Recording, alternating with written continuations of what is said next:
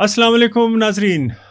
एक दफ़ा फिर मैं डॉक्टर सैयद इरफान अशरफ और मेरे साथ मेरे दोस्त और हमकार डॉक्टर फैज़ुल्लाह जान साहब आपकी खिदमत में एक नए पॉडकास्ट के साथ हाजिर हैं। दो तीन ऐसी इश्यूज़ हैं कि जिन पे आज हम बात करना चाहेंगे। ये इश्यूज़ तसलसल के साथ जारी हैं और हम अगर इनका पीछा करना छोड़ भी दें तो ये इश्यूज़ हमारा पीछा नहीं छोड़ते करना। और वो है तिरा में जो अभी डिस्प्लेसमेंट है और वहाँ से लोग बेघर हो रहे हैं और जिस हालत में हो रहे हैं उस पर हम दो तीन पॉडकास्टों में बात कर चुके हैं, लेकिन उस पर मज़ीद बात करना इसलिए ज़रूरी है कि दूसरे उसमें हम बात करेंगे कि मीडिया में जो प्रोजेक्शन तिरा की हो रही है, सोशल मीडिया का क्या अप्रोच है और जो हमारा ट्रेडिशनल मीडिया है वो तिरा के इश्यूज़ को कैसे देख रहा है। और ख़ासकर जो कराची में हम देख रहे हैं कि वहाँ भी एक इमारत में आग जली हुई है, तो उसके बाद कवरेज पे बहुत बड़े इश्यूज़ उठ रहे हैं। और तीसरे मरहले में हम कोशिश करेंगे कि इसको हम एक थ्योरेटिकल फ्रेमवर्क में देखने की कोशिश करें कि हमारे इर्द गिर्द जो ट्रामास हो रहे हैं मीडिया भी। तो फैज़ साहब, मैं आपकी तरफ आऊँगा, तमहीद मैंने लंबी बांधी, आप बताएं कि तिरा में नया क्या हो रहा है। इरफान, तिरा में नया कुछ भी नहीं हो रहा। वही कि लोग जो है उनको, हालांकि हुकूमत ने अभी ये ऐलान किया है कि फ्राइडे तक यानी जुम्मे के दिन तक वेदर कंडीशंस जो है वो बेहतर हो जाए तो फिर उसके बाद इनखिला दोबारा वो शुरू करेंगे। इस वक्त इन्होंने इनखिला को रोक दिया है, लेकिन बात सिर्फ मौसम वाली नहीं है।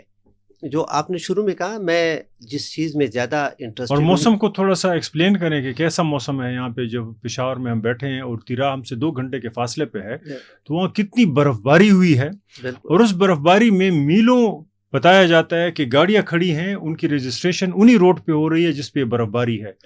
और बहुत सी जगहों पे गाड़ियों के बारे में कहा जा रहा है कि वो बर्फ की वजह से फिसल चुकी हैं और नीचे गिर चुकी हैं, उससे भी अमवात हुई हैं। इरफान, बर्फबारी से पहले के हालात ये थे ना कि एक तो लंबी लंबी कानवाइज हैं और दूसरी ये है कि इन्होंने जो चेक पोस्ट बनाए हैं कि जिस पर उनकी रजिस्ट्रेशन होती है वगैरह, उसकी वजह से मैदान जो तिरा में एक इलाका है वहाँ से बाड़े तक नॉर्मली 6 से 7 घंटे लगते हैं, लेकिन इन हालात में 6 से 7 दिन लग जाते हैं लोगों को वहाँ से यहाँ तक मुंतकिल होने में। लेकिन देखिए इरफान, मुझे नहीं पता कि हम ये डिस्कस कर रहे हैं क्या हम जो एक्चुअली वहाँ पर हो रहा है उसकी कोई काबिल कदर तर्जुमानी कर भी रहे हैं कि नहीं। क्योंकि मीडिया में तिरा के हवाले से मैं एक अजीब किस्म की बेहिसी देख रहा हूँ और जिसके बड़े संगीन नताइज, जिस पर आज हम बात भी करेंगे। मैं एक अखबार की बात करता हूँ और वो है डेली डॉन। और डॉन की मैं इसलिए बात करता हूँ कि एक तो मैं मुसलसल उसको फॉलो करता हूँ, दूसरी बात यह है कि डॉन में अगर कवरेज नहीं होती तो फिर हम एज्यूम कर सकते हैं कि किसी और अखबार में भी कवरेज उसकी नहीं होगी।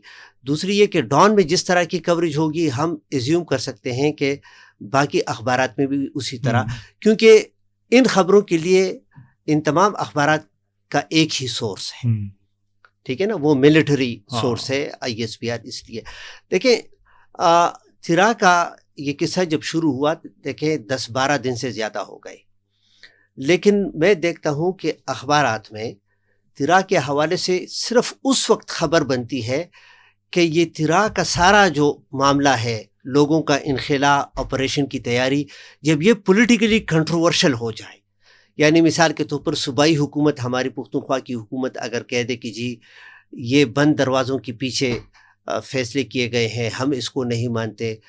फेडरल गवर्नमेंट आगे से फिर कहती है कि नहीं, प्रोविंशियल गवर्नमेंट ने लास्ट कैबिनेट मीटिंग में इस सारे प्रोसेस के लिए बजट रखा है कि इतने पैसे जो है ये इन लोगों के डिसलोकेशन उस पर खर्च किए जाएंगे और इनको मुआवजे के तौर पर दिए जाएंगे। तो जब इस किस्म की कंट्रोवर्सी बनती है तो तब हम देखते हैं कि अखबार में उसकी खबर आ जाती है। लेकिन उसके अंदर भी जो आपने शुरू में कहा ना, ट्रॉमा या ट्रेजिडी, जो उस ट्रॉमा और ट्रेजिडी को डिस्कस नहीं किया जाता, उस पर जो पॉलिटिक्स हो रही है ना उसको डिस्कस किया जाता है। और अगर सिर्फ ये भी होता ना کہ ہم کہہ دیتے ہیں کہ جی اتنی بڑی بڑی خبریں آ رہی ہیں تو شاید اس خبر کے لیے جگہ نہیں بنتی. ایسا بھی نہیں ہے. پرسوں کا ڈان اخبار آپ اٹھا کے دیکھ لیں عرفان, مجھے بڑا افسوس ہوا اور غصہ بھی آیا کہ ڈان کے فرنٹ پیج پر لیڈ جو خبر تھی وہ یہ تھی کہ جی اسکاٹ لینڈ جو ہے وہ T20 کپ میں حصہ لے گا. اب دیکھیں, اور یہ وہ وقت تھا کہ تیرا کے اندر لوگ برف میں پھنسے ہوئے تھے اور وہاں سے نکلنے کی کوشش کر رہے تھے, لیکن ڈان کے اندر لیڈ خبر جو ہے وہ یہ تھی. سیکنڈ لیڈ وہ تھی, ٹھیک ہے وہ بڑی خبر ہے کہ ایمان مزاری اور اس کے ہسبینڈ جو ہے اس کو اریسٹ کر دیا گیا, 17 سال ان کو سزا سنائی گئی, اس لیے کہ وہ بلوچوں کی آواز اٹھانے کی کوشش کر رہی تھی اور پشتونوں کی. ہاں, تو وہ سیکنڈ لیڈ, لیکن تیرا کی کوئی خبر نہیں, لیڈ وہ خبر. آج آپ ڈان اخبار اٹھا لیں, فرنٹ پیج پر باٹم پہ جسے جرنلزم کی زبان میں اینکر کہا جاتا ہے, اگین وہ کرکٹ کے بارے میں ہے, T20 کہ بنگلہ دیش کو کیوں باہر رکھا گیا اور اس پر کیوں پالیٹکس ہو رہی ہے. تو دیکھیں ایک طرف یعنی کرکٹ جو ہے یہ سپورٹس ہے, ہم اس کو کہتے ہیں کہ یہ انٹرٹینمنٹ ہے. آپ کے پاس انٹرٹینمنٹ کی خبروں کے لیے تو اتنا بڑا سپیس ہے, لیکن جہاں پر ایک ہیومن ٹریجڈی انفولڈ ہوتی جا رہی ہے وہ نہیں ہے. اس کے ساتھ ایک اور جو چیز میں نے دیکھی اخبار میں, دیکھیں کراچی کے اندر ایک پلازا ہے گل پلازا, وہاں پر آگ لگی ہے اور بڑی ٹریجڈی ہوئی. اس میں ابھی تک 71 لوگ وہ جان بحق ہو چکے ہیں. 71 ہاں 71, یہ بہت بڑی خبر ہے. حکومت ختم ہو جاتی کسی اور ملک میں اگر یہ ہوتا اور وہ تھوڑا سا ڈیولپ, لیکن دیکھیں نا میڈیا کا وہاں پر بڑا پازیٹیو رول یہ ہے کہ میں اس دن سے, جب سے یہ واقعہ ہوا ہے اس کے دوسرے دن سے اخبار اٹھاتا ہوں, ڈان اخبار, تو مکمل ایک پیج وہ گل پلازے کے ٹریجڈی پر ان کی کوریج ہوتی ہے. اور اچھا اس میں آسپیکٹ دیکھیں, ڈان بڑا اس میں ہیومن آسپیکٹ بھی کی بھی سٹوریز ہوتی ہیں. مثال کے طور پر وکٹمز کو انٹرویو کیا, آئی وٹنسز کو انٹرویو کیا, جو وکٹم کے ریلیٹیوز ہیں ان کو انٹرویو کیا کہ وہ کیا سوچتے ہیں اس کے بارے میں. پھر اس میں ٹھیک ٹھاک کرٹیسزم ایڈمنسٹریشن پر کہ دیکھیں انہوں نے کوئی سسٹم ان پلیس نہیں کیا تھا کہ جس میں اس قسم کے واقعات جو ہے ان کا روکا جا سکے. یعنی جس کو کہتے ہیں نا وال ٹو وال رپورٹنگ, وہ گل پلازے کی ہوئی ہے. لیکن ٹھیک ہے ڈان اخبار کراچی سے چھپتا ہے, لیکن ڈان اخبار کا لاہور اور اسلام آباد سے بھی ایڈیشن نکلتے ہیں. اور دوسری بات یہ کہ اگر کراچی پاکستان ہے تو تیرا بھی پاکستان ہے, بلکہ ہم تو دیکھتے ہیں کہ ریاست کا عمل دخل تیرا میں زیادہ ہے کنٹرول کے حوالے سے, بالکل کراچی میں بہت کم. یہ ایک افسوسناک واقعہ. اس کے کنسیکوینسز کیا نکلتے ہیں میں پھر بات ختم کروں گا. میں صرف دو بتا دوں کہ اس قسم کے حالات کہ جس میں میڈیا کا اتنا بے حسی والا رول ہو, اس کے دو کنسیکوینسز ہوتے ہیں. ایک تو یہ کہ ہمیں جو بھی خبر تیرا کے حوالے سے پہنچتی ہے نا, وہ اس وقت سوشل میڈیا کے راستے. سوشل میڈیا میں ہم نے دیکھا ہے کہ اس کی زیادہ تر خبریں یا فوٹیجز وہ ڈاکٹرڈ ہوتی ہیں, AI جنریٹڈ, یا مثال کے طور پر اس پر مکسنگ ہوئی ہوتی ہے. یعنی آج بھی سوشل میڈیا پر ایک ویڈیو ہے تیرا کے حوالے سے کہ برف میں لوگ بڑی مشکل سے گزر رہے, اور اس پر ایک وائس اوور ہے ایک خاتون کا, اور وہ خاتون اس میں جو فیلڈ مارشل صاحب ہے عاصم منیر, اس کو یعنی وہ ڈیوائن وائلنس وہ انوائٹ کرتی ہے نا کہ خدا آپ کو وہ کر دے کہ دیکھیں آپ نے ہماری زندگی کیا بنا دی.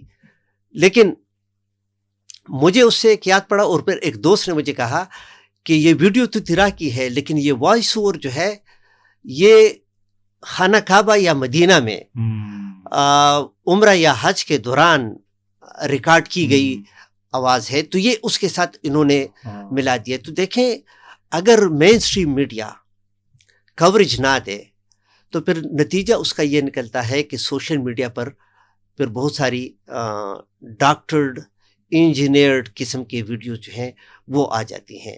تو ایک کانسیکوینس اس کا یہ ہے, اور دوسرا کانسیکوینس اس کا جو میجر ہے, جو ہمارا ایکیڈمک پارٹ بھی ہے, عرفان جرنلزم کے اندر ایک تھیوری ہے جسے کہتے ہیں agenda setting theory. Agenda setting theory میں یہ ریسرچ پہلی دفعہ کی گئی تھی جس کے بعد یہ تھیوری ڈیولپ ہوئی کہ امریکہ میں ایک کمیونیکیشن ایکسپرٹ تھے. اس نے الیکشن سے تھوڑے عرصے پہلے ایک سروے کیا کہ لوگ کس چیز کے بارے میں سوچتے زیادہ ہیں اور لوگ کن قسم کے مسائل کو آپس میں ڈسکس کرتے ہیں, اور ساتھ میں میڈیا کو بھی اینالائز کیا. اور پھر دوسری مرتبہ اس کو ریپیٹ کیا گیا الیکشن کے دوران. الیکشن کے دوران کہ لوگ کس قسم کے پرابلمس پر زیادہ آپس میں بات کرتے ہیں اور میڈیا کے اندر کیا ہے. تو اس میں ایک کلیئر پیٹرن نظر آ گیا. پیٹرن یہ نظر آ گیا کہ میڈیا کے اندر جن پرابلمس کو ہائی لائٹ کیا گیا تھا تو لوگوں کے آپس میں انٹرپرسنل کمیونیکیشن میں بھی انہی پرابلمس پر, انہی ایشوز پر بات کی جاتی تھی.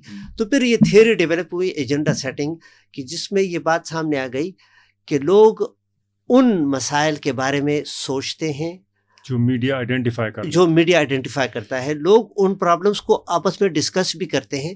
اس کا دوسرا سائڈ کیا نکلتا ہے, یعنی دوسرا اس کا بائی ڈیفالٹ پر یہ نکلتا ہے کہ اچھا اگر کسی علاقے میں رہنے والے لوگ یا کچھ خاص قسم کے پرابلم جو ہے اس کو اگر میڈیا سے آپ غائب کر دیں تو پھر اس کا مطلب ہے کہ لوگوں کی ایکٹیو میموری سے بھی آپ اس کو غائب کر دیتے ہیں, اور لوگ پھر اس کو ایشو بھی کنسیڈر نہیں کرتے, وہ اس کو ڈسکس بھی نہیں کرتے. تو اس وقت تیرا کے ساتھ یہ ہو رہا ہے کہ تیرا میں ایک ہیومن ٹریجڈی انفولڈ ہو رہی ہے عرفان. لیکن یہ ہے کہ اس وقت ہم بھی اس کے بارے میں جب بات کر رہے ہیں نا تو ہمیں بھی یہ احتیاط کرنا ہوتا ہے کہ ایسا تو نہیں ہے کہ ہم ایگزیجریٹ کر رہے ہیں, لیکن ساتھ میں یہ خوف بھی ہوتا ہے کہ ایسا تو نہیں کہ ہم اس کو انڈر اسٹیمیٹ کر رہے ہیں. اچھا, میں اب کچھ ٹائم مجھے بھی آپ دیں گے, کچھ میرے ذہن میں بھی سوال آ رہے ہیں. آپ جب بات کر رہے تھے تو ہم نے پہلے بھی پوڈ کاسٹ میں بات کی ہے, آپ کو یہ نہیں لگتا اگر آپ 15, 20 یا 30 سال پہ نظر دوڑائیں, آپ کو لگتا تھا کہ جس صوبے سے یا ڈسٹرکٹ سے وزیر اعلیٰ صاحب آتے تھے تو اس ڈسٹرکٹ کی خوش قسمتی ہوتی تھی, وہاں بڑے ڈیولپمنٹل کام شروع ہو جاتے تھے. اور پھر ہمارا گلہ خیبر پختونخوا میں یہ ہوتا تھا کہ دیکھو سارے کام تو کوہاٹ میں ہو رہے ہیں, کیونکہ وہاں سے جو ہے نا وہ ایک جرنیل آیا ہوا تھا, وہ گورنر رہا, گیلانی صاحب تھے, یا پھر سارے افتخار حسین شاہ صاحب. ہاں, افتخار حسین شاہ صاحب. پھر کبھی کوئی کہتا کہ جو بنو میں وہ جو MMA کا ہمارا تھا تو بنو میں سارے کام ہو رہے ہیں, اکرم دورانی. جب سے PT اس سے پہلے بیر حیدر ہوتی صاحب کے بارے میں بھی تھا کہ بردان میں سارے کام ہو رہے ہیں. ہاں, اور دیکھیں وہ عباسی صاحب جب چیف گورنر تھے تو انہوں نے ہزارہ میں بہت سارے کام. آپ نے ایک چیز نوٹ کی ہے کہ جب سے PTI آئی ہے یہ چیز ریورس ہوئی ہے, یعنی جو وزیر اعلیٰ جس ڈسٹرکٹ سے آتے ہیں وہاں سب سے زیادہ دہشت گردی ہوتی ہے. آپ سوچ رہے ہیں, دیکھ رہے ہیں, یعنی ڈسٹرکشن سب سے زیادہ وہی ہوتی ہے. مثال ابھی جو ہمارا وزیر اعلیٰ صاحب ہیں وہ تیرا کے ہیں, تو تیرا کا جو حال ہوا ہے آپ دیکھ رہے ہیں. اس سے پہلے اگر آپ دیکھیں تو محمود خان صاحب سوات میں تھے, تو سوات میں یہ تو کہیں گے کہ دہشت گردی ختم ہوئی تھی, لیکن بھتے کون دے رہا تھا اور اس پہ کون چپ تھا. پھر اس کے بعد جو وزیر اعلیٰ صاحب تھے گنڈا پور صاحب, پھر ڈی خان میں بھتے دینے کا ایک پورا سلسلہ. اور ابھی تو اس دن GIF کے چیف مولانا فضل الرحمان صاحب اسمبلی میں اٹھ کے کہہ رہے تھے کہ اب ہمیں پتہ چل رہا ہے, اس کو بہت پہلے سے پتہ تھا, اس کا حصہ تھا, لیکن وہ ہمیں بتا رہا ہے کہ ہمارے بجٹ میں 10% حصہ کس کو جاتا ہے, ملیٹنٹس کو. یہ اسمبلی کے فلور پہ اس نے کہا, اور باقاعدہ ساری ٹی ویز پہ یہ نشر ہے, اور اگر دوستوں کو وہ ہے تو ان کا پوڈ کاسٹ ذرا وہ YouTube پہ بھی پڑا ہوگا. اس نے سارے اسمبلی کو بتایا کہ 10% بجٹ کا ہم کس کو منظور کر کے بھیجتے ہیں, عرفان. وہ ملیٹنٹس. ایک منٹ, یہ وہ والا بجٹ تو نہیں ہے جو احمد رشید نے اپنی کتاب دا طالبان میں اس نے کہا تھا کہ غلام استحق خان جب پریزیڈنٹ تھے تو اس وقت جب پاکستان کا بجٹ بنتا تھا تو اس میں افغانستان کے لیے بھی, اور افغانستان میں کیا, افغانستان کے یہ تخریب کار جن کو یہ مجاہدین کہتے تھے طالبان, ان کے لیے بجٹ مختص کیا جاتا تھا. غلام تو یہ وہ بجٹ تو نہیں ہے. غلام اسحاق نے کہا تھا نا کہ 5 یعنی پھر اس کے بعد 5ویں صوبے کی بات آئی کہ افغانستان بالکل.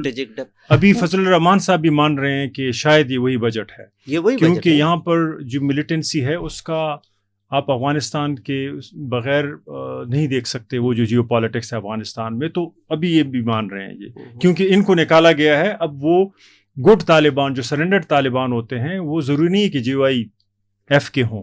تو پہلے جماعت اسلامی کے ساتھ کانٹیکٹ تھا جہاد کا, وہ ہاتھ سے گیا. جب جہاد کا کانٹیکٹ بعد میں 2001 کے بعد جی وائی ایف کے پاس گیا. اب جی وائی ایف بھی بیچ میں سے نکل رہی ہے, کیونکہ جو سرنڈرڈ طالبان ہیں, پیس کمیٹیز ہیں, یا ٹی ٹی پی میں بھی لوگ سرنڈر ہوں گے, تو شاید پی ٹی آئی کو ریپلیس کرنے کے لیے وہاں پر ایک اور پولیٹیکل فارم آف جو ہے نا ایک اور پالیٹکس سے مرج ہو, کہ جس میں ملیٹنٹس, سرنڈر ملیٹنٹس کو اقتدار سونپا جائے. اس میں پھر جی وائی ایف بھی بیچ میں سے نکلے گا. تو اس لیے جی وائی ایف بھی تگ و دو میں لگا ہوا ہے.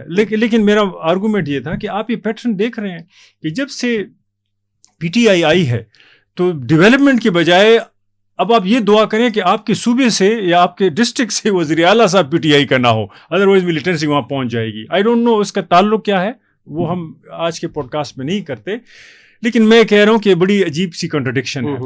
ایک دوسری بات جو آپ بات کر رہے تھے, دیکھیں آپ نے بات کی اس کے کہ ایک طرف تو ہم دیکھتے ہیں کہ سپورٹس ہے, لیکن دوسری طرف ہم دیکھتے ہیں کہ ٹراما ہے. یعنی ایک طرف لوگ نکل رہے ہیں, مر رہے ہیں, بلوچستان میں جو کچھ ہو رہا ہے, خیبر پختونخوا میں جو کچھ ہو رہا ہے, لیکن مقبوضہ قسم کے علاقے نظر آتے ہیں. کوئی ماننے کے لیے تیار نہیں ہے کہ ہماری ذمہ داری کیا ہے اس میں, اور فوج کہتی ہے ہم کسی کی مانتے بھی نہیں ہیں, ہم تو جو ہے نا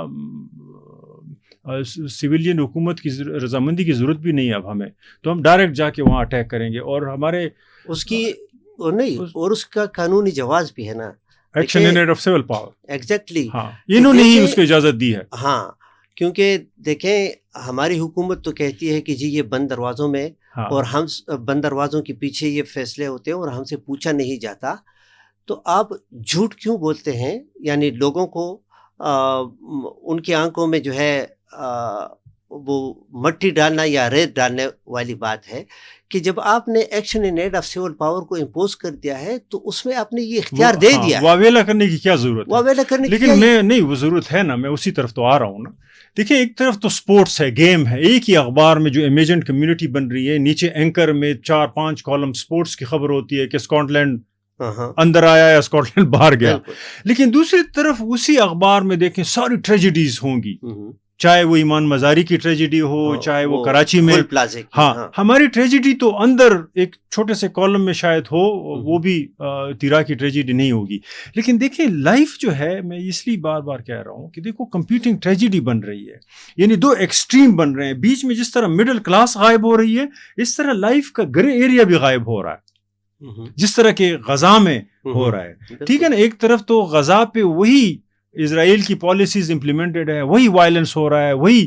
لیکن دوسری طرف بوٹ کی باتیں ہو رہی ہیں کہ بوٹ بن رہا ہے ان لوگوں کے لیے, ٹرمپ کچھ کر رہا ہے, نتنیاہو اس کے ساتھ بیٹھا ہوا ہے. یہ تو آپ کو بتایا جا رہا ہے کہ ٹریجڈی ہے, لیکن ہم مینج کر رہے ہیں ٹریجڈیز کو, اور فلسطینی مسلسل ان کو مارا جا رہا ہے.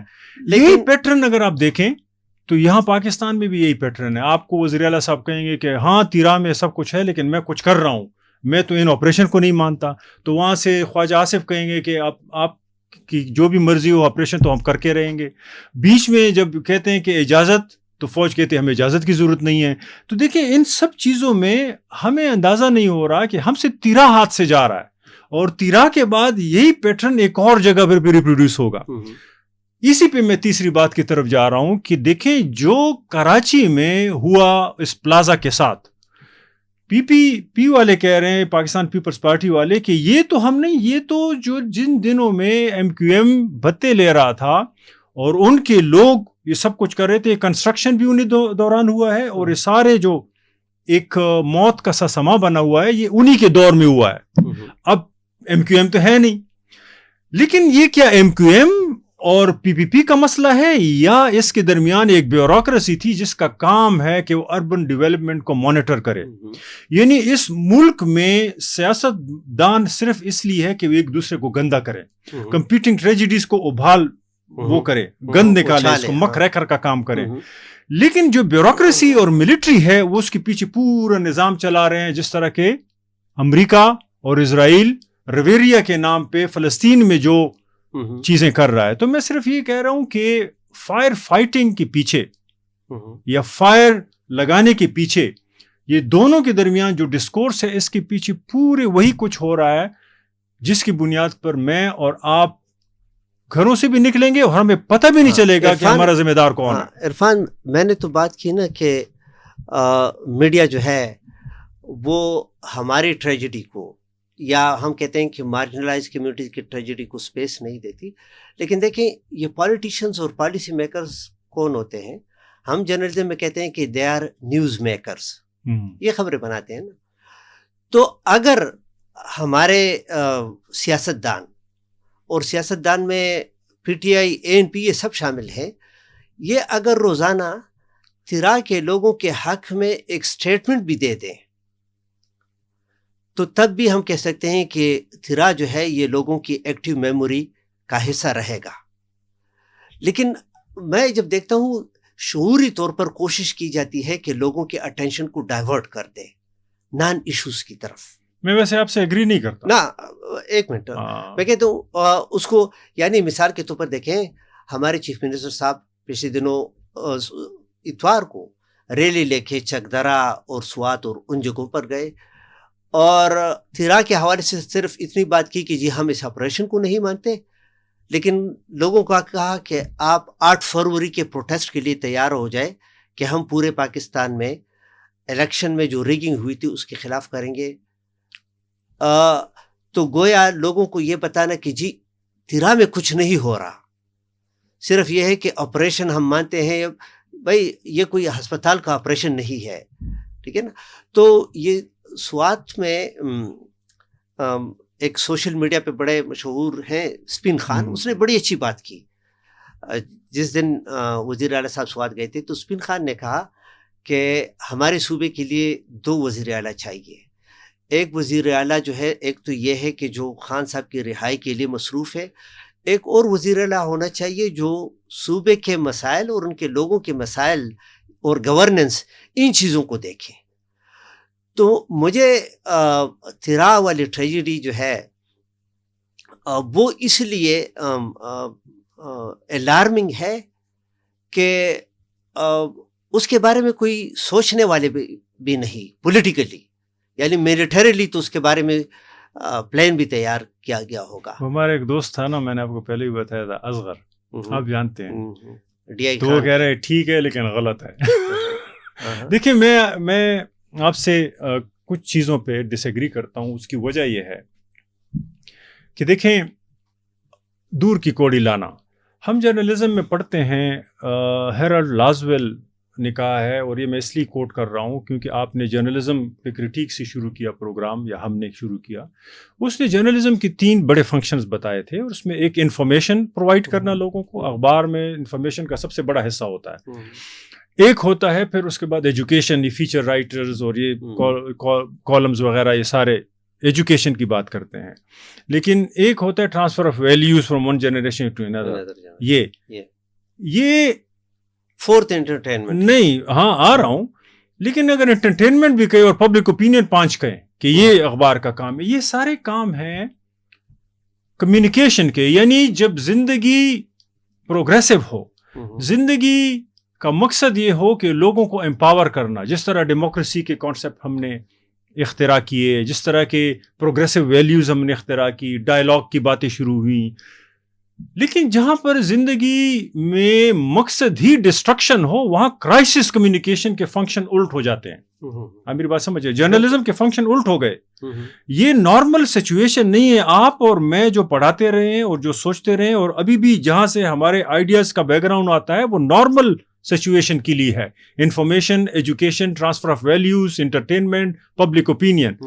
لیکن جرنلزم کا ایک اور فنکشن عرصہ دراز سے رہا ہے جو ہم نہیں پڑھاتے, क्यों कि फिर हमारी दिहाड़ी को और हमारी रोजी को टक्कर लग जाता है।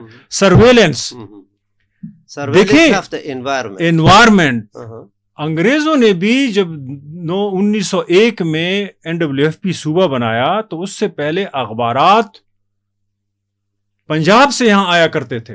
क्यों? अंग्रेज छोड़ता नहीं था अखबार। फिर जब सूबा बना तो अंग्रेजों को सर्वेलेंस के लिए कोई ऐसा टूल चाहिए था कि आम लोगों के माइंड तक वो पहुंच सके कि आम लोग क्या सोचते हैं हमारे एडमिनिस्ट्रेशन के हवाले से। तो देखें, अखबारात जो पहले भी आते थे उनके पास भी एक सर्वेलेंस का, CID का एक बंदा एक अखबार को फॉलो करता था लोगों की डायरी लिखने के लिए। फिर यहां 1901 के बाद अखबारात शुरू हो गए। ये नहीं था कि पहले थे नहीं, 1-2 होंगे, लेकिन अखबार डिस्करेज किए जाते थे। लेकिन 1901 के बाद यहां अखबार, उसकी वजह ये थी कि लोगों के जहनों तक एक्सेस करना। आप जो मुझे कह रहे हैं कि अगर हमारे पॉलिटिशियन एक स्टेटमेंट देते कि तिरा में क्या हो रहा है वगैरह, ये जो ईमान मजारी के साथ हुआ यही होने वाला था। ईमान मजारी को एक स्टेटमेंट की बुनियाद पर उसका ये हशर किया गया। ट्विटर पे उसने क्या दिया था? उसने अखबार में नहीं, ट्विटर पे दिया था, लेकिन था तो स्टेटमेंट। देखिए, मैं आपको ये बात कर रहा हूं कि जिस एनवायरनमेंट में हम रह रहे हैं वहां पे सर्वेलेंस का रोल है। इंफॉर्मेशन की बुनियाद पर आपको ट्रैप किया जाता है, और वो पीका सबसे बड़ा हथियार है जो रियासत के पास है। कोई पॉलिटिशियन ये रिस्क नहीं लेगा जिसकी तरफ हम उसको लेके जाने की बात है। एक दूसरी बात यह है कि रियासत की पॉलिसीज उस नहज पे पहुंच गई हैं कि यहां पर आपकी एक स्टेटमेंट काम नहीं करती। लोगों को उठकर उधर जाना पड़ेगा कि जहां पर ये आग जल रही है, क्योंकि उन्हीं की तरफ बढ़ रही है ये आग। क्या फलस्तीन का जो मसला है इस वक्त गजा में, वो एक स्टेटमेंट से हल हो सकता है? क्या तिरा में हम सारे तो स्टेटमेंट देते हैं, ये सारे पॉलिटिशियन भी स्टेटमेंट देते हैं। स्टेटमेंट से बात नहीं बनेगी, ये एक्टिविज्म से बात बनेगी, उनके साथ जाके बैठने से बात बनेगी। क्या ये इन पॉलिटिशियंस का काम नहीं है? इनकी नेटवर्किंग नहीं है हर जगह? पहले ये जलसे करते थे, पहले ये जुलूस करते थे, पहले ये घर घर जाया करते थे वोट मांगने, अब ये नहीं जाते। क्यों? वजह यह है कि इनका वोट अब लोगों से ये समझते हैं आ नहीं रहा, इनका वोट रियासत से आ रहा है। फॉर्म्स रिप्लेस कर दो और आपको जितवा दो। इरफान, आपकी बात मैं कह रहा हूं स्ट्रगल उस लेवल पे है ही नहीं जिस लेवल पे आप इसको देख रहे हैं। इसके साथ मैं एग्री करता हूं, लेकिन एक पार्ट जो मेरे लिए मुश्किल है कि मैं एग्री करूं, वो ये है कि आपने ईमान मजारी और पॉलिटिशियन को एक ही पलड़े में डाल दिया ना, कि ये पॉलिटिशियन भी पीका से डरते हैं। अगर पॉलिटिशियन भी पीका से डर के खामोश बैठ जाते हैं तो फिर इस पीका के ड्रैकोनियन नेचर के बारे में बात कौन करेंगे? ईमान मजारी जो है वो ह्यूमन राइट्स एक्टिविस्ट है, वो लॉयर है, ठीक है ना, उसका स्टेटस अलग। रियासत जो है उसके लिए कदर आसान है, या कदर आसान था कि उसको और उसके हस्बैंड को पकड़ ले। लेकिन पॉलिटिशियन को इतनी आसानी से पीका कानून अप्लाई करके, मेरे ख्याल में, और अगर कोई पॉलिटिशियन भी कहे कि जी ये पीका कानून मौजूद है इसलिए हमने बात नहीं करनी, तो इसलिए ये बात तो यहाँ तक है मेरी। आपने दूसरी अच्छी बात की कि बहुत ज़रूरी था कि हम गजा में जो कुछ हो रहा है, जो जुल्म हो रहा है, उसके लिए तो हम जुलूस भी निकालते हैं, ठीक है ना, जलसे भी उनके लिए हम करते हैं। लेकिन तिरा के लिए एक अलामती वॉक तो पॉलिटिकल पार्टीज वो कर सकते थे। और आपने जो बात कही कि इन पॉलिटिकल पार्टीज जो है इनकी तंजीम साजी तो इन सब जगहों पे है। इलेक्शन में आप वैसे मैं उन लोगों पे नहीं, मैं आप पे सोच रहा हूँ, आप बड़े कंट्राडिक्टरी हैं। यानी अब तक तो हमें ये बताते रहे हैं, मैं सोच रहा था कि ये पॉलिटिकल पार्टीज थिंक टैंक बन गई हैं, और अभी आप खुद ही उनको कह रहे हैं कि थिंक टैंक बने, एक स्टेटमेंट इशू कर लें। नहीं, आपने कहा ना, तो उसका मतलब तो यही है। देखें, मेरा स्टेटमेंट, आपका स्टेटमेंट, काम चल जाएगा। पॉलिटिकल पार्टीज के स्टेटमेंट से बात नहीं बनती। पॉलिटिकल पार्टीज एक्टिविज्म करती हैं, पॉलिटिकल पार्टीज मोबिलाइजेशन करती हैं, पॉलिटिकल पार्टीज घर घर जाया करती हैं। पॉलिटिकल पार्टीज का रिलेशन मेरे और आपके रिलेशन से डिफरेंट होता है। हम थिंक टैंक हैं, ठीक है ना, हम एक स्टेटमेंट से काम चला सकते हैं, हम यहां बात करके काम चला सकते हैं, हम ट्विटर पे बात चला सकते हैं। लेकिन पॉलिटिशियन का काम वो नहीं है जो अभी तक आप कहते रहे हैं, लेकिन अभी आप उल्ट हो गए। आप कह रहे हैं उनको थिंक टैंक का काम करना चाहिए। मैंने आपको कह दिया ना कि इनको चाहिए था कि उस इलाके में चले जाते। देखिए, इस वक्त हम दो पार्टीज की बात कर लेते हैं। جو کہ ہمارے صوبائی سیاست میں ریلیونٹ ہے. ایک ہے پی ٹی آئی اور ایک ہے اے N P. P T I کی طرف سے یہ ایک ہی سٹیٹمنٹ آ رہی ہے کہ بند دروازوں میں جو فیصلے ہوتے ہیں یہ ہمیں منظور نہیں آپریشن. وہ سے ایک قدم آگے بڑھ گیا, کہہ رہے ہیں کہ اب ہم تیرا میں آپریشن نہیں مانتے, یہ ابھی تک مانتے تھے اب نہیں مانتے. ہاں, اور پیسے رکھیں. اور ویسے یہ سارے اس وقت جو وہاں سے لوگوں کو نکالا جا رہا ہے نا عرفان, تو یہ فوج نہیں نکال رہی, یہ ڈپٹی کمشنر, چیف سیکریٹری اور آئی جی پی, یہ ڈسٹرکٹ ایڈمنسٹریشن ہے. فوج میرے خیال میں ادھر بیٹھی ہے اسلام آباد, اور اس میں یہاں ہے ہی نہیں کوئی فوج. میں صرف یہ کہہ رہا ہوں, نہیں, میں یہ کہتا ہوں کہ ہماری حکومت ہی لوگوں کو نکال رہی ہے اور پھر ہماری حکومت کہتی ہے کہ ہمیں یہ نہ منظور ہے. لیکن میں ایک چیز نہیں سمجھتا ابھی بھی, لٹرلی میں سمجھتا نہیں ہوں. میں آپ کو اس کے لیے نہیں کہہ رہا ہوں, میں یقین کروں میرے ذہن میں نہیں آ رہی یہ بات, مجھے سمجھا دیں. یہ کتنا مشکل ہے آج کل کے سائنس اور ٹیکنالوجی کے دور میں کہ لوگوں کو کم از کم 5-10 دن پہلے موسم کا پتہ ہو, یا 20 دن پہلے, یا 1 مہینہ پہلے. کتنا مشکل ہے. دیکھو ویسٹ میں تو لوگ گھر سے باہر جاتے ہیں تو موسم کا ان کو پہلے پتہ ہوتا ہے کہ کیا, تو چھتریاں لے کے, کبھی کبھی ہم جب پڑھتے تھے وہاں تو ہمیں پتہ نہیں تھا, دھوپ ہوتی تھی لیکن لوگوں کے پاس چھتریاں ہوتی تھی. ہمیں بعد میں پتہ چلا دوپہر ہم بھیگے ہوتے تھے وہ چھتریاں. صرف ایک دن کی بھی بات نہیں, ایک ہفتے آپ پوچھ لیں, وہ پہلے فلاں دن کو جو ہے نا ابر الگ. بلکہ دیکھیں مجھے سمجھ نہیں آتی کہ یہ پولیٹیشنز, یہ مشینری جان بوجھ کر لوگوں پہ ڈرامہ امپوز کر رہی ہے جس طرح کہ ہمیں دنیا کے اور کونوں میں لگ رہا ہے, اور اس کا ریزلٹ کیا ہے کہ ہمیں نمب کیا جاتا ہے. ایک ہی اسکرین پہ ہم تیرا کے وہ بھی دیکھتے ہیں اور اسی اسکرین پہ سپورٹس گیم بھی دیکھتے ہیں, ٹھیک ہے نا. آپ کا ایڈریلین رش بڑھ جاتا ہے جب آپ تیرا یا غزہ کا ایڈ دیکھیں. مطلب وہاں کتنا ظلم ہو رہا ہے نا, اسی اسکرین پہ ایڈ آ جاتا ہے. اور آپ کو یقین نہیں آئے گا, میں ایک پوڈ کاسٹ آپ سے شیئر کر رہا ہوں, دا ٹی, اس پہ ایک فلسطینین ٹراما ورکر آئی ہے, اس نے عجیب انکشافات کیے ہیں. بلکہ اس پوڈ کاسٹ کو دیکھنے کی ضرورت ہے آپ سب دوستوں کو. اس میں کہہ رہی ہے کہ یہ جو ایڈورٹیزمنٹس بھی دے رہے ہیں اس کے پیچھے بھی وہی گروپس ہیں جو اسرائیل کے ساتھ ہمدردی رکھتے ہیں. تو اس کا کہنا تھا کہ یہ اس کا مطلب یہ ہے کہ آپ کا ایڈرینلین رش بڑھ جائے جب آپ, لیکن دوسرے موقع پہ آپ کو انٹرٹینمنٹ تو آپ کا ایڈرینلین پسٹن کی طرح موو کرتا ہے اور آپ نمب ہو جاتے ہیں. یہ پھر آپ کو لیے روٹین لگتا ہے کہ اس میں ہم کیا کر سکتے ہیں, ہم تو کچھ نہیں کر سکتے, سن جاتے. ہاں, تو اس نے یہ بات کہی, بڑی انٹرسٹنگ بات کہی. اس نے مجھ سے بہت اچھے طریقے سے ایکسپلین کیا کہ اس سے ایکٹیویزم ختم ہو جاتی ہے اور ڈیجیٹل وارئر پیدا ہو جاتے ہیں. اور یہ ڈیجیٹل وارئر اس پولیٹیکل اکانومی کا حصہ ہے جس کی بنیاد پر الگوریدم چلتا ہے. اور وہ الگوریدم وہی پیسے ہیں کہ جو غزہ میں فلسطینیوں کے خلاف بھیجے جاتے ہیں, اور اس سے پوری نتنیاہو کی حکومت سٹیبلائز کی جاتی ہے. عرفان, بالکل حکومت کے پاس, ریاستوں کے پاس یہ ٹیکنالوجی موجود ہے کہ وہ ایون 1 مہینے تک کہ ویدر پیٹرن جو ہے اس کو اسٹڈی کر سکتے ہیں اور اس کے بارے میں ایک پکچر وہ ڈرا کر سکتے ہیں. امریکہ نے ایون 1990 میں عراق پر جب وار کیا تھا تو حملہ کیا تھا, تو وہ بھی ویدر کو سلیکٹ کرتے ہوئے.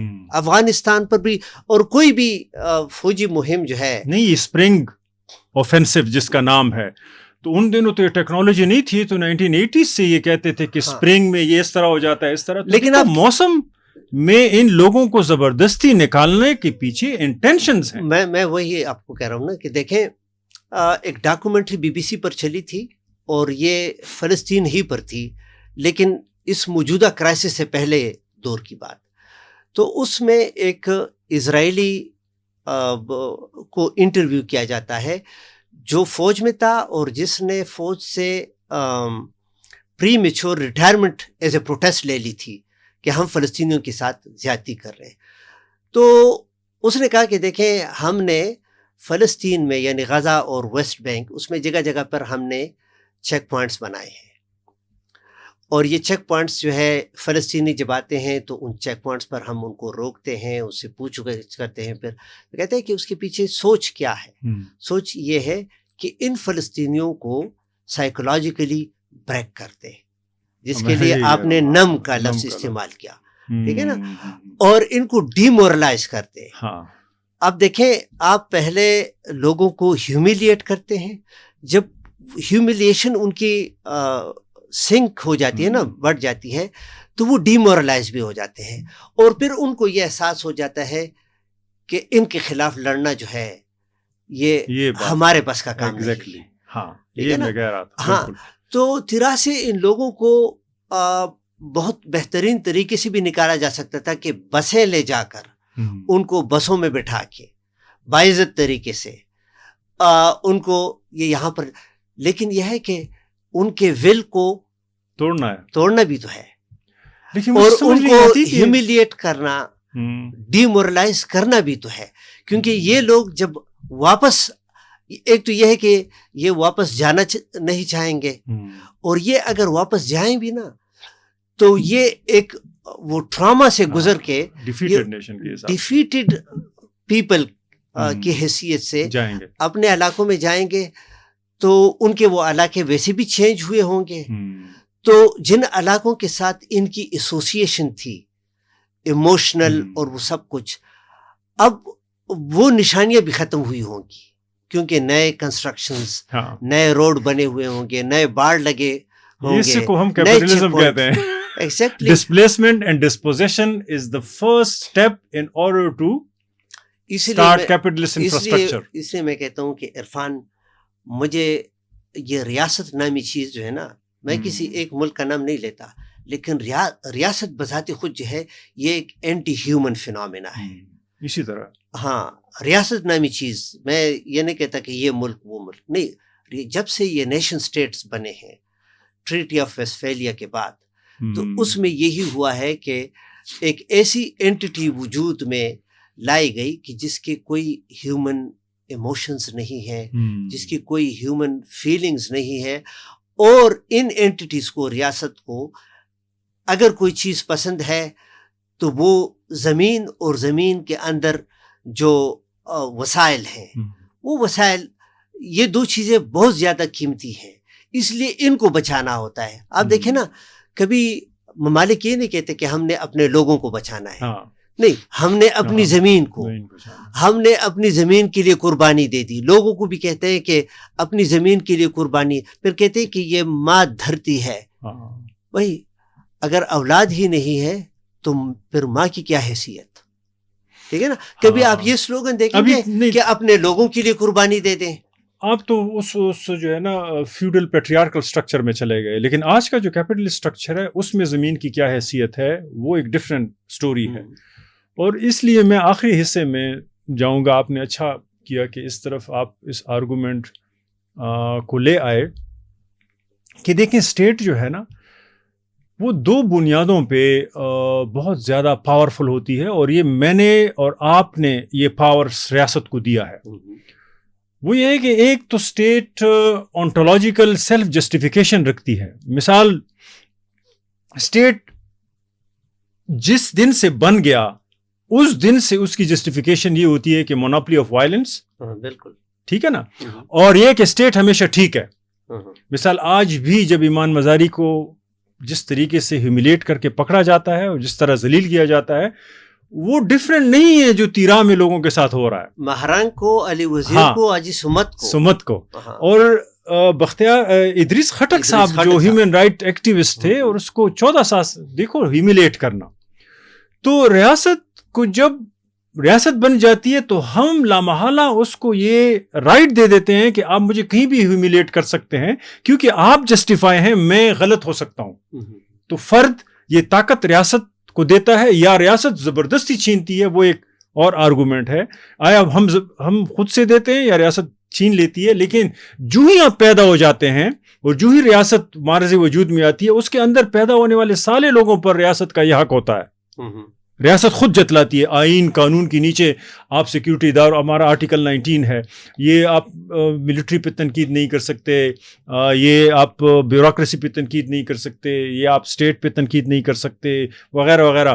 اس کے علاوہ آپ کے پاس فریڈم آف ایکسپریشن ہے, تو اس کے بعد کون سا فریڈم آف ایکسپریشن بچتا ہے؟ اور اس آئین اور قانون میں یہ بات نہیں ہے کہ کسی بھی ریاست, یعنی ریاست کو کسی بھی حالت میں اور ریاست کے کسی بھی ڈپارٹمنٹ یا ادارے کو یہ حق حاصل نہیں ہے کہ وہ ریاست کے اپنے لوگوں کو ہیومیلیٹ کرتے. ایگزیکٹلی. لیکن یہ ہے کہ دیکھیں ہم تو علمی اس میں جا رہے ہیں, جو اس کا انٹلیکچوئل اسپیکٹ ہے اس میں دیکھیں جتنے بھی آپ کے تھیوریٹیشنس ہیں, جتنے بھی فلاسفرز ہیں, وہ ریاست کو یہ حق دیتے ہیں کہ وہ انڈیویجول کو ہیومیلیٹ کرے اگر ریاست سمجھتی ہے کہ وہ وائلنس کی طرف لوگوں کو یا ہیٹ سپیچ کی طرف یا اس طرح.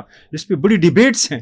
تو یہ کیا مجال ہے کہ مطلب کون پوچھ سکتا ہے ریاست سے کہ وہ جس کو ڈیفائن کر رہی ہے آیا واقعی وہ وائلنس ہے یا نہیں ہے, یعنی فرد آیا وہ غلط بات کر رہا ہے یا ٹھیک کر رہا ہے.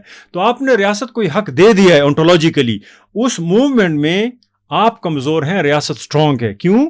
آپ نے حق دے دیا ہے ریاست کو کہ آپ کے پاس مونوپلی آف وائلنس ہے, آپ یوز کر سکتے ہیں جس وقت جسٹیفائڈ ہو. دوسری بات یہاں پہ آ جاتی ہے وہ ہے اونٹولوجیکل فیئرز کی, جس کی بات کرتے ہیں, یعنی اونٹولوجیکل انسیکیورٹیز. ہر ریاست اپنے پاس ایک اسٹریٹجی کے طور پہ ایک فیئر انسیکیورٹی رکھتی ہے. انڈیا ہمارے لیے خطرہ ہے, افغانستان ہمارے لیے خطرہ ہے, اسرائیل رکھتا ہے کہ فلسطین ہمارے لیے خطرہ ہے, امریکہ سمجھتا ہے کہ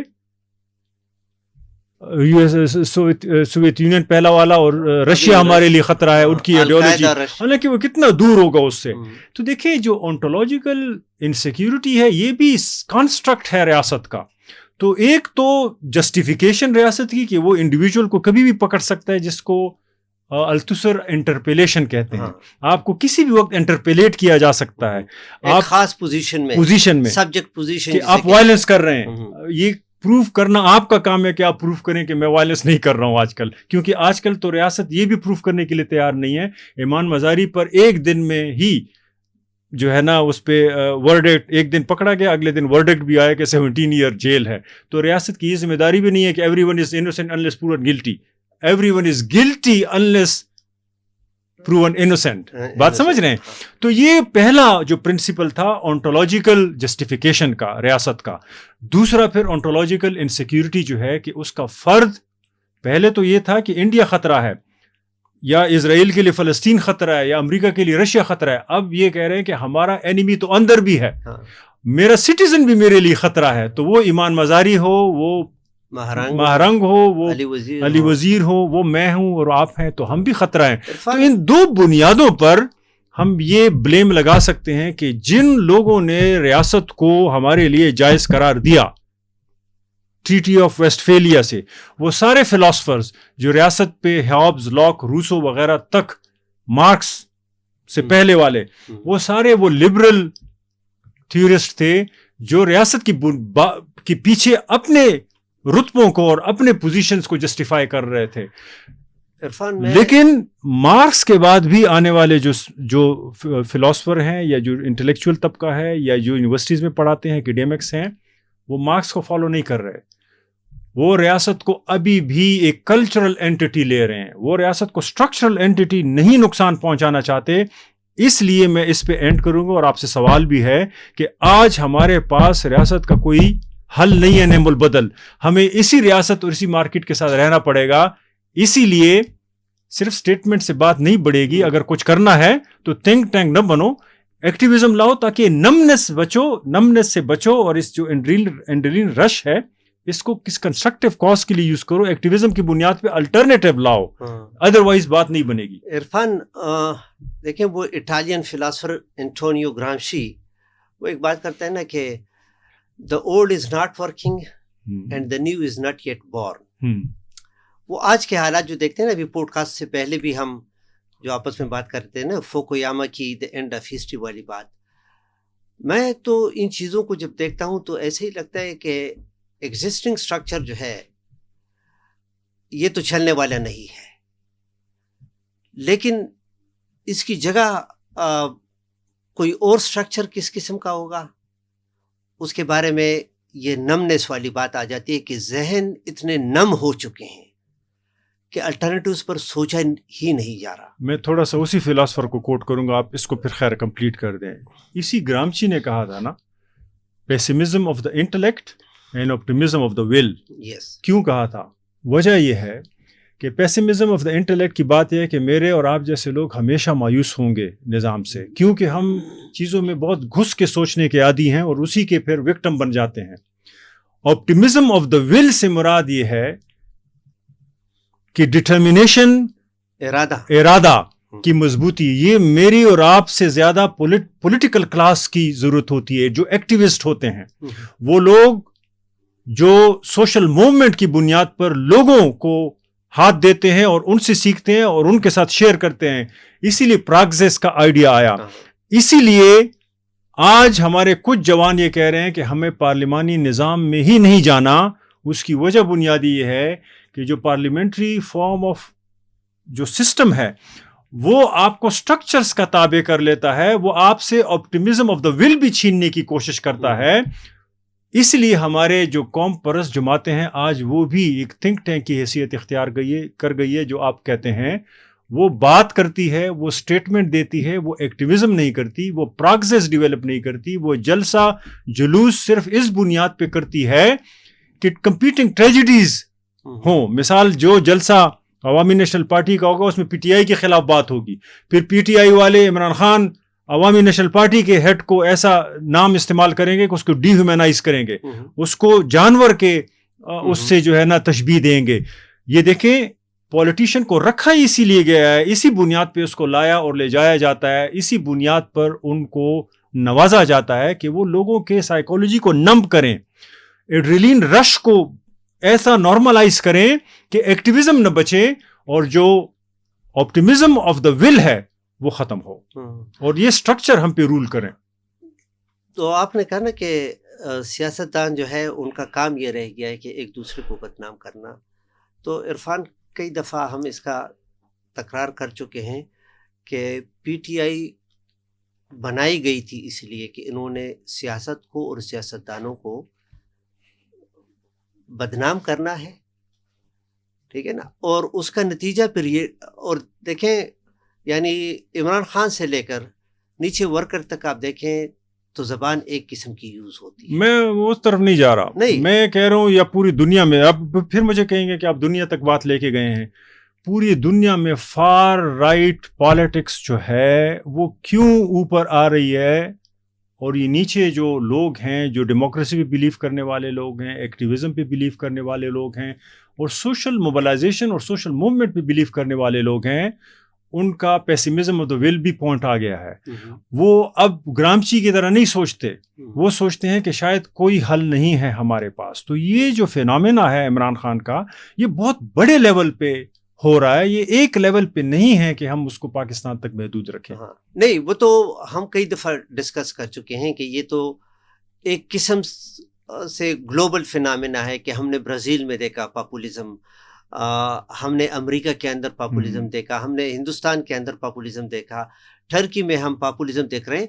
और सब में एक कॉमन चीज़ है, वो कॉमन ये है कि इस्टेब्लिश आर्डर को बदनाम करना, लेकिन इसकी जगह कोई नया सिस्टम नहीं लाना। आपकी तरफ देख रहे हैं ना, लोग कहेंगे सोल्यूशन बताओ, तो आप कोई सोल्यूशन देना। इरफान, अगर सोल्यूशन मेरे पास होता ना तो मैं बेच देता उसको। देखे ना, हाँ, आपने भी वही बात की ना, बेचने वाली। हाँ, तो ये लोग वोट बेचते हैं ना, तो इसमें क्या है। और सियासतदान होते हैं वो अपना स्टेटस बेच रहे हैं। बिल्कुल।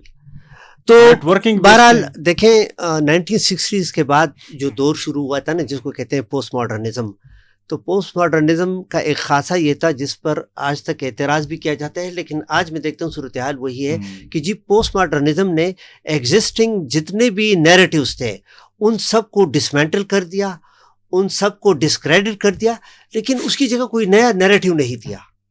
हाँ, पोस्ट मॉडर्निज्म और पोस्ट स्ट्रक्चरलिज्म पर आज तक जो एतराज़ है ना, वो इस चीज़ का है कि उन्होंने कहा कि जी देयर इज़ नो ट्रूथ, ठीक है ना, कि ट्रूथ जो है ये कंस्ट्रक्टिव है, ट्रूथ जो है ये सब्जेक्टिव है। फिर उन्होंने कहा कि देयर इज़ नो ऑब्जेक्टिविटी।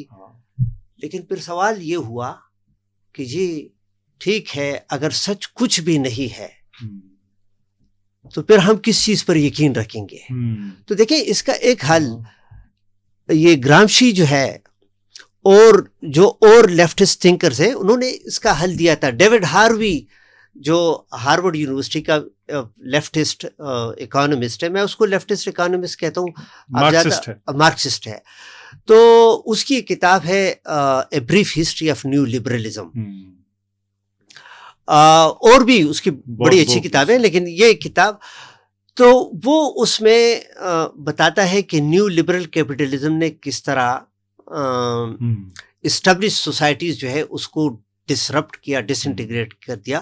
ایک خوبصورت آرگومنٹ اس کتاب میں ڈیولپ کرتا ہے، اور کتاب کے پھر آخر اس میں کنکلوژن میں کہتا ہے کہ دس از دا ریئلٹی، اور اب ہم نے اٹھ کے اس ریئلٹی پر کام کرنا ہوگا.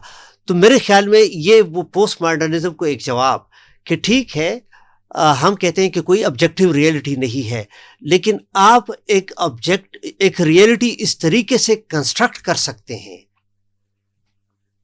کہ جو آبجیکٹیو ریئلٹی کے تمام لوازمات جو ہے وہ ان پر پورا اتر سکتے ہیں، اور جس کی بنیاد پر لوگ پھر ایک ایکشن لے سکتے ہیں.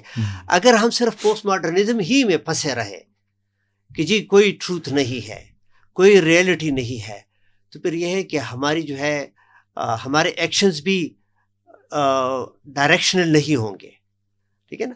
لیکن وہ ایک آرگومنٹ بلڈ کرتا ہے کہ آپ ایک آرگومنٹ بلڈ کرتے ہیں، اور پھر اس آرگومنٹ کی بنیاد پر لوگوں کو کہتے ہیں کہ کس طرح اس سسٹم کو، ایگزسٹنگ نیریٹو کو ڈس انٹیگریٹ کر دیا گیا ہے، اور کس طرح ہم ایک الٹرنیٹیو نیریٹو بنا سکتے ہیں اور اس کی بنیاد پر ہم ایکشن لے سکتے ہیں.